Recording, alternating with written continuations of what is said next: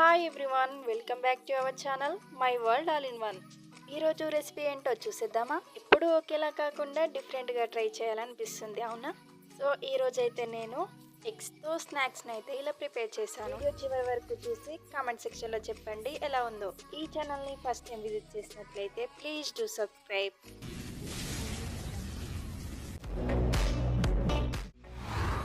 ముందుగా ఎగ్స్ని అయితే తీసుకోవాలి. ఒక బౌల్లోకి తీసుకొని అందులో వాటర్ పోయాలి. ఎగ్స్ మునిగేంత వరకు వాటర్ పోసి స్టవ్ ఆన్ చేసి వెలిగించి దానిపై పెట్టాలి. తొందరగా ఎగ్స్ ఉడకడానికి మూత పెట్టాలి. ఒక 10 మినిట్స్లో ఎగ్స్ ఉడికిపోతాయి. నెక్స్ట్ ఆ హాట్ వాటర్ని పడబోసి కొంచెం కూల్ వాటర్ని పోయాలి. తర్వాత ఎగ్ పొట్టునైతే ఇలా తీయాలి.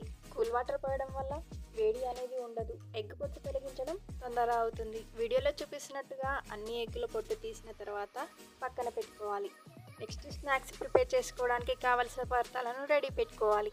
నెక్స్ట్ వీడియోలో చూపిస్తున్నట్టుగా వెల్లుల్లి పొట్టును తొలగించి పేస్ట్లా చేయాలి. ఈ స్నాక్ ఐటెంని ఫస్ట్ టైం చేస్తున్నాను.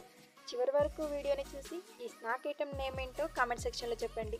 ఇప్పుడు బాయిల్డ్ అయిన ఎగ్స్ని తీసుకొని వీడియోలో చూపిస్తున్నట్టుగా చిన్న చిన్నగా కట్ చేయాలి.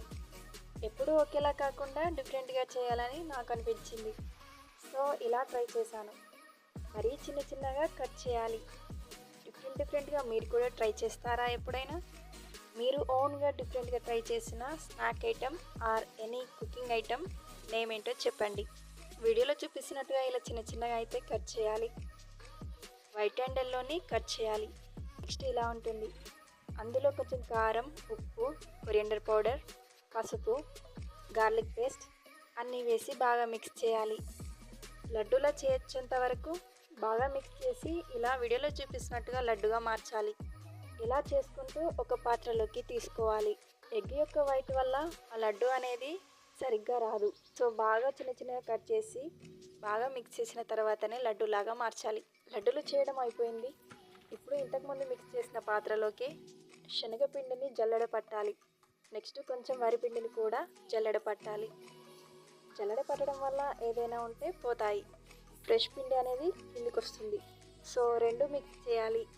ఆ తర్వాత ఇందులో కూడా సాల్ట్, కారం, కొరియండర్ పౌడర్, పసుపు, వంట సోడా వేసి బాగా కలపాలి. మొత్తం మిక్స్ అయ్యే వరకు కలిపి అందులో వాటర్ పోస్తూ కలపాలి. వీడియోలో చూపించినట్టుగా కొంచెం కొంచెంగా వాటర్ని యాడ్ చేస్తూ కలుపుతూ ఉండాలి. పిండి మిశ్రమం ఉండలు లేకుండా బాగా మిక్స్ అయ్యే విధంగా కలపాలి. నెక్స్ట్ బాగా కలిపిన తర్వాత పక్కన పెట్టుకోవాలి. ఆ తర్వాత స్టవ్ ఆన్ చేసి వెలిగించి ఒక కడాయి తీసుకొని దానిపై పెట్టాలి. అందులో సరిపడంత ఆయిల్ పోయాలి. ఆయిల్ హీట్ అయ్యాక ఇంతకుముందు రెడీ చేసుకున్న చిన్న చిన్న ముద్దలను ఈ పిండి మిశ్రమంలో వేయాలి. వీడియోలో చూపిస్తున్నట్టుగా ఈ లడ్డులను ఆ పిండిలో ముంచాలి. ఆయిల్ హీట్ అయ్యాక అందులో ఒక్కొక్కటిగా వేస్తూ ఉండాలి. ఎలా వేస్తున్నానో వీడియోలో చూడండి. నెక్స్ట్ కొద్దిసేపు వాటిని గోలించాలి. ఒక 2-3 మినిట్స్ తర్వాత అవి ఆటోమేటిక్గా పైకి లేస్తాయి. వాటిని కదపాలి. జాలిలా కనిపిస్తుంటే దాన్ని జల్లిగంట అంటాం. దానితో వాటిని అలా కదుపుతూ ఉంటూ మొత్తం గోలే విధంగా చూడాలి.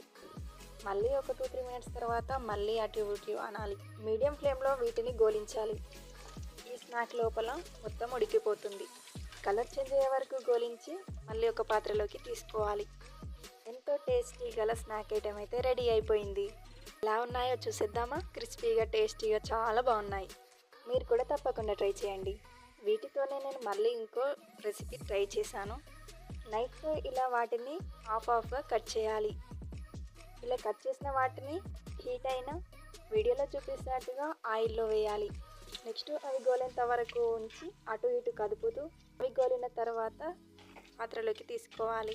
Tasty and crispy item ready. ఇలా డిఫరెంట్ షేప్లలో ఉంటే ఇంకా బాగుంటుంది కదా, అందరూ ఇష్టంగా తింటారు. ఈ వీడియో కనుక మీకు నచ్చినట్లయితే like, share and subscribe. Thank you for watching.